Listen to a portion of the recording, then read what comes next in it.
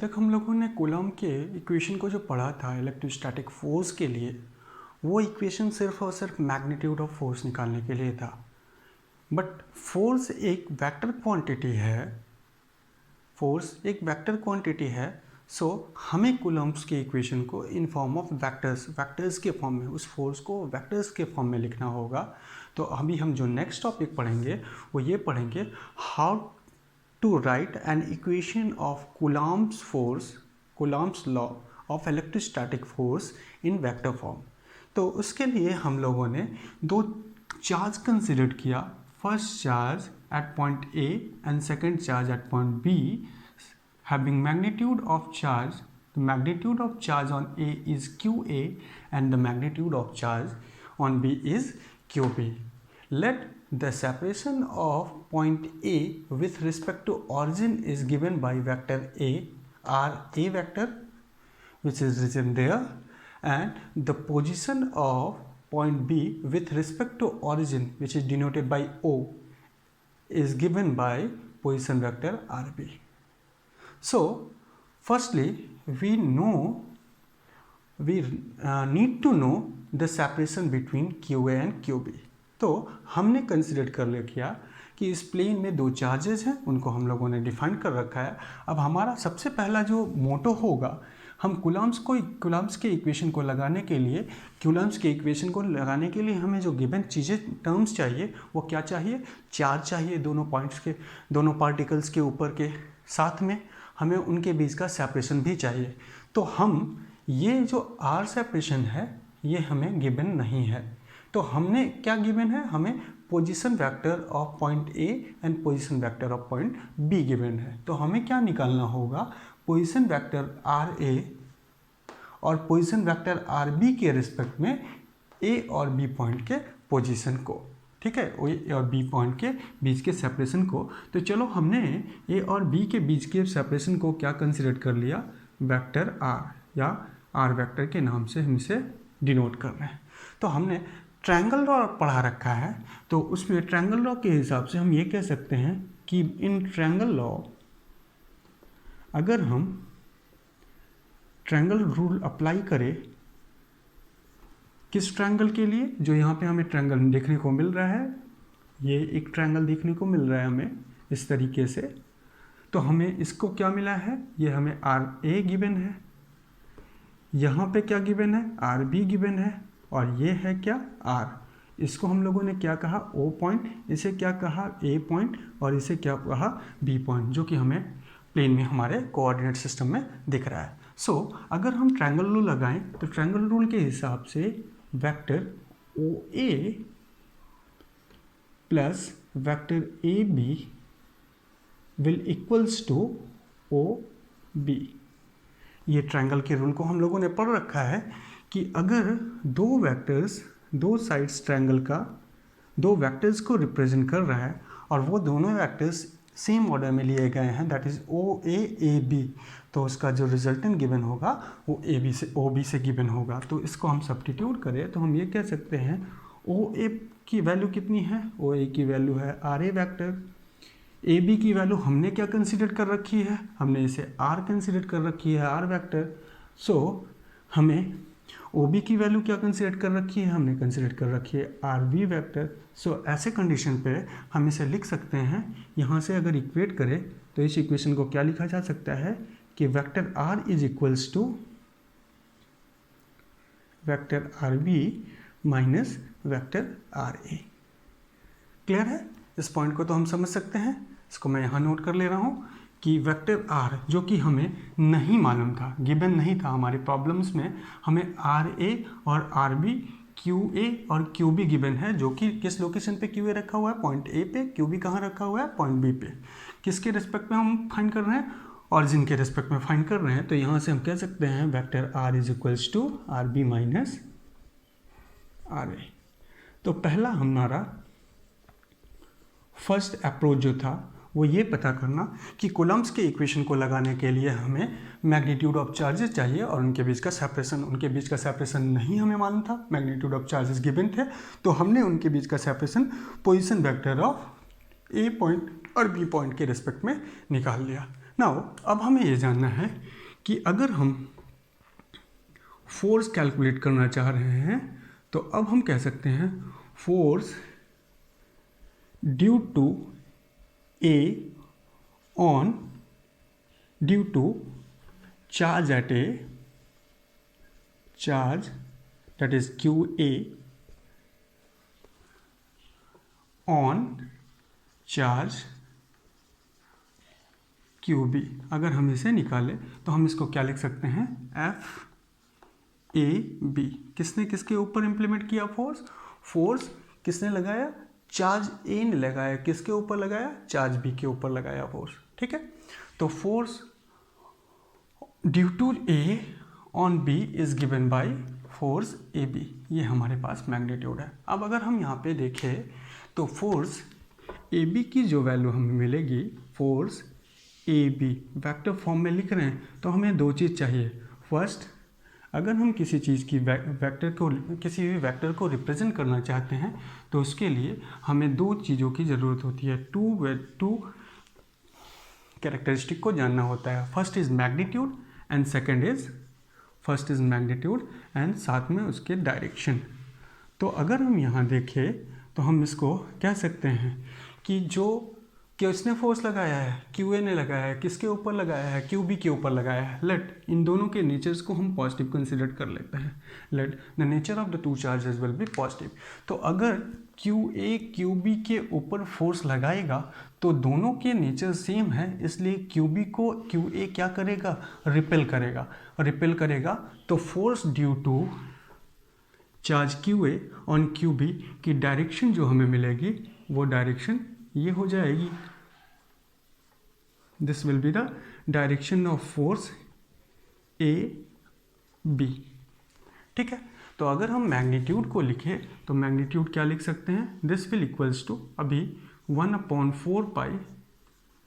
इस पूरे के पूरे सिस्टम को हम कंसिडर कर लेते हैं कि वैक्यूम में कंसिडर किया गया है, वैक्यूम में, इन वैक्यूम।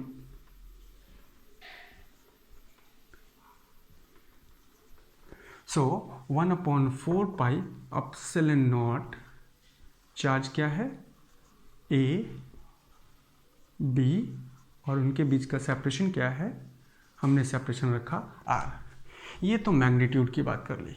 अब अगर हम डायरेक्शन रिप्रेजेंट करना चाहते हैं कि ये फोर्स किस डायरेक्शन में लग रहा है, तो A से B के डायरेक्शन में लग रहा है, तो हमने क्लास 11th में वेक्टर्स में पढ़ रखा है कि डायरेक्शन को रिप्रेजेंट करने के लिए हमें एक वेक्टर की ज़रूरत होती है, that vector is unit vector. और यूनिट वेक्टर, किस यूनिट वेक्टर को हम सिंप्लिसिटी के लिए, क्योंकि इसे R लिया है तो इसे भी R से रिप्रेजेंट कर रहे हैं, तो R के डायरेक्शन क्या होनी चाहिए, ये फोर्स किस डायरेक्शन में लग रहा है, A से B या B से A। तो हम कहेंगे क्योंकि ये फोर्स किस डायरेक्शन में लगा हुआ है, A से B के डायरेक्शन में लगा हुआ है, तो हम इसको क्या कह सकते हैं, यूनिट वेक्टर की डायरेक्शन जो होगी वो होगी A to B, unit vector. और हम यहाँ पे इसे रिप्रेजेंट कर सकते हैं कि direction of unit vector is AB। ठीक है, और अगर हम यहाँ पे ये नहीं लिखते तो हम क्या लिख सकते हैं, तो हम कह सकते हैं फ्रॉम A to B, किस डायरेक्शन में लग रहा है, from charge which is placed at A to the charge which is placed at B, F इस डायरेक्शन में। ठीक है, क्योंकि ये तरीका हम वेक्टर्स नोटेशन में नहीं यूज़ कर सकते हैं, स्टेटमेंट में लिख के नहीं यूज़ कर सकते हैं, इसलिए हम इसे ऐसे नहीं लिखेंगे। हम क्या लिखेंगे, जो मैंने अभी राइट करके देखा था, लिख के रखा था, दैट इज R∩AB। ठीक है, अब अगर हम कैलकुलेट करें कि फोर्स जो हमारा होगा, let the force due to charge, अब कौन सा चार्ज, जो चार्ज QB है, चार्ज QB के कारण QA के ऊपर फोर्स जब निकालेंगे ऑन चार्ज QA, तो इसको मैं नाम दे रहा हूँ, let the name of this force, the symbolic representation of this force is B to A। किसने लगाया, ड्यू टू B, किसके ऊपर, A के ऊपर, इसलिए हमने इसे सिंप्लिसिटी के फॉर्म में क्या लिखा है, AB। यहाँ पे देख रहे हैं हम देख सकते हैं force due to A on B is AB। ठीक है, इसलिए हमने इसको क्या लिखा, force due to charge B on charge A is B। ठीक है, तो इसको हम यहाँ पे फिर से फॉर्मुलेट करना चाहें तो हम कह सकते हैं force B A is equals to, पहले उसकी मैग्नीट्यूड क्या होगी, तो मैग्नीट्यूड हम कह सकते हैं कि मैग्नीट्यूड का फॉर्मूला तो हमें मालूम है 1/4 pi epsilon naught Q A Q B upon R of square, R of square. ठीक है, अब इसकी डायरेक्शन क्या होगी, तो हम देख रहे हैं किसने लगाया है फोर्स, फोर्स लगाया है चार्ज बी ने, किसके ऊपर लगाया है, चार्ज ए के ऊपर फोर्स लगाया है, बी ने ए के ऊपर फोर्स लगाया है, तो उसकी डायरेक्शन क्या होगी, बी ने ए के ऊपर फोर्स लगाया है तो ए को, क्योंकि दोनों का नेचर सेम है तो ये ए को क्या करेगा, रिपेल करेगा, तो रिपल्सन करेगा, तो फोर्स की डायरेक्शन हम ऐसे रिप्रेजेंट कर सकते हैं फोर्स बी ए। ठीक है, और इसकी डायरेक्शन को हम सिंपल क्या लिख सकते हैं, फ्रॉम, किधर से किधर की तरफ लग रहा है, बी से ए की तरफ, तो फ्रॉम बी टू ए। लेकिन अभी हमने आपको बताया कि ये नोटेशन हम यूज़ नहीं कर सकते हैं वेक्टर रिप्रेजेंटेशन के लिए। तो जिस तरीके से हम ए से बी की तरफ एक यूनिट वेक्टर डिफाइन करे थे, उसी तरह से बी से ए की तरफ भी एक यूनिट वेक्टर को डिफाइन करेंगे, और इस यूनिट वेक्टर को हम क्या लिख सकते हैं, यहाँ पे क्या लिखे हैं आर ए बी, तो यहाँ क्या लिख सकते हैं आर बी ए कैप।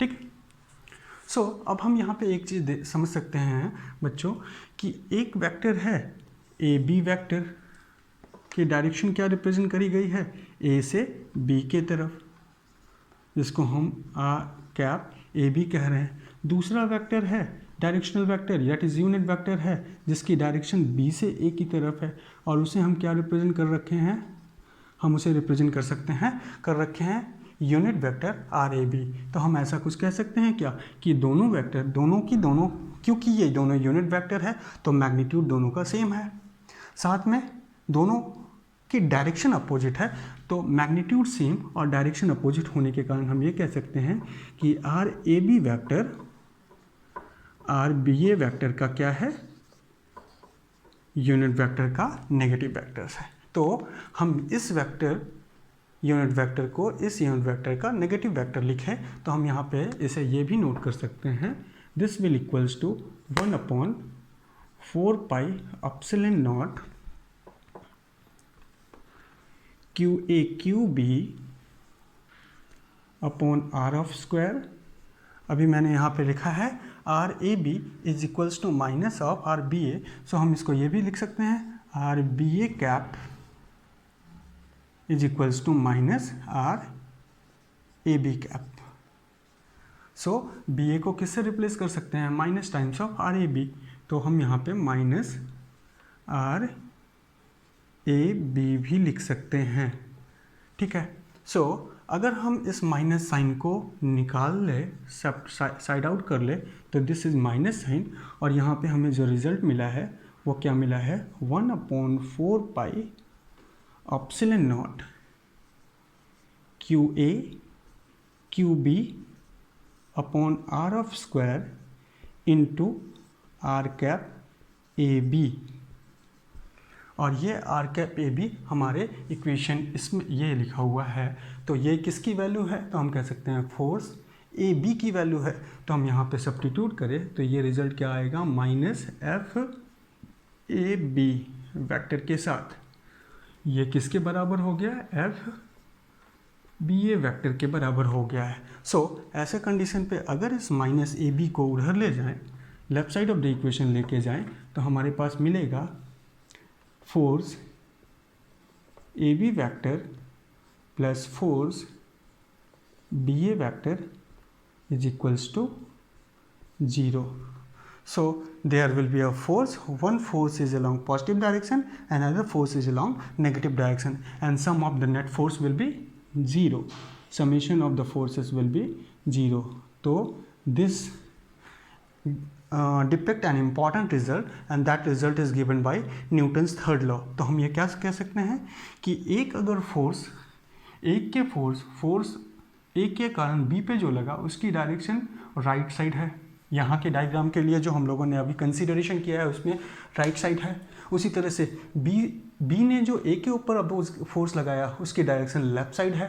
तो ऐसे कंडीशन पे the magnitude of the forces are equal, look here, magnitude are equal but the direction are different. तो हम ये कह सकते हैं न्यूटन्स थर्ड लॉ यहाँ पे ओबे हो रहा है। तो रिजल्ट में हम लिख रहे हैं कि कूलम्स लॉ ओबे Newton's third law.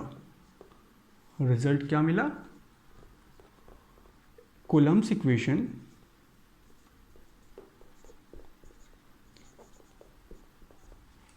Follow Newton's third law, Newton's third laws of motion,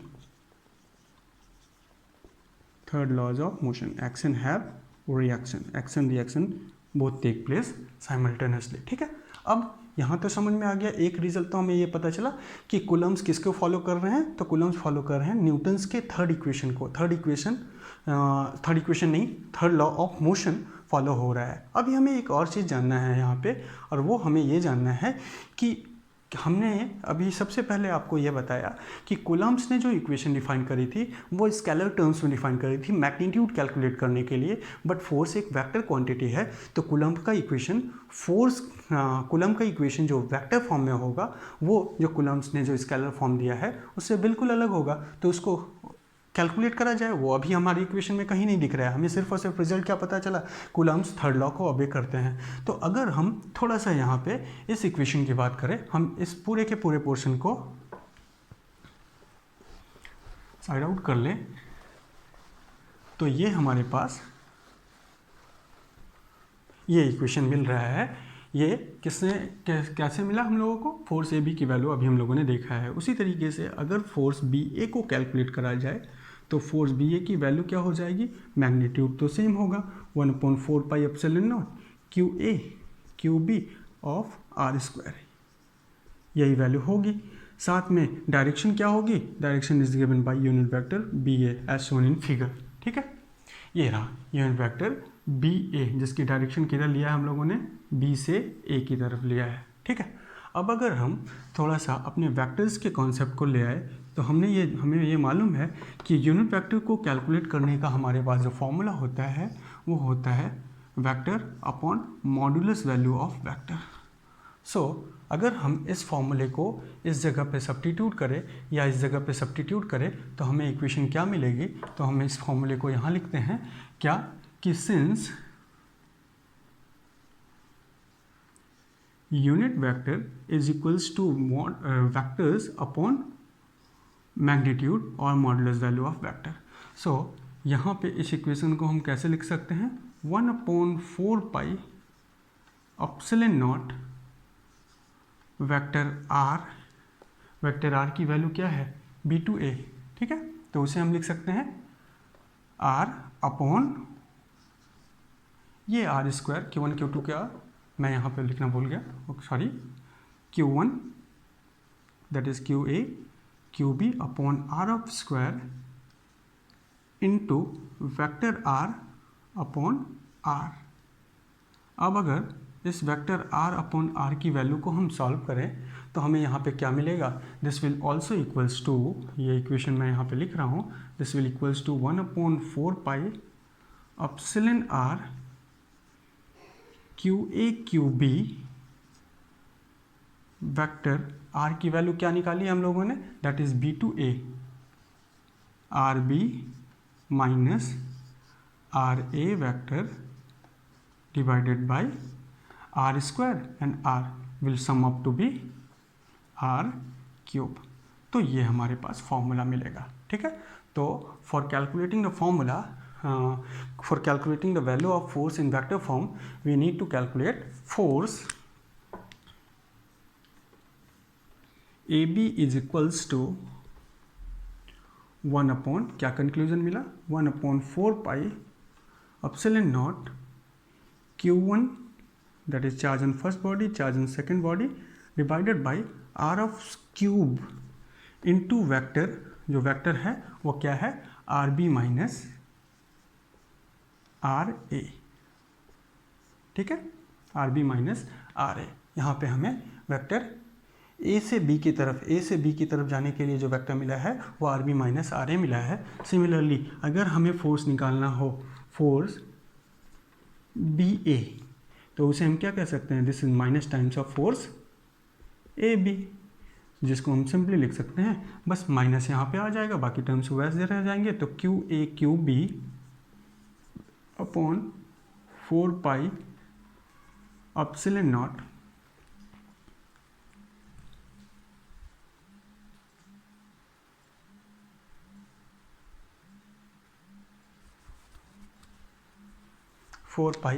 not R A vector minus R B vector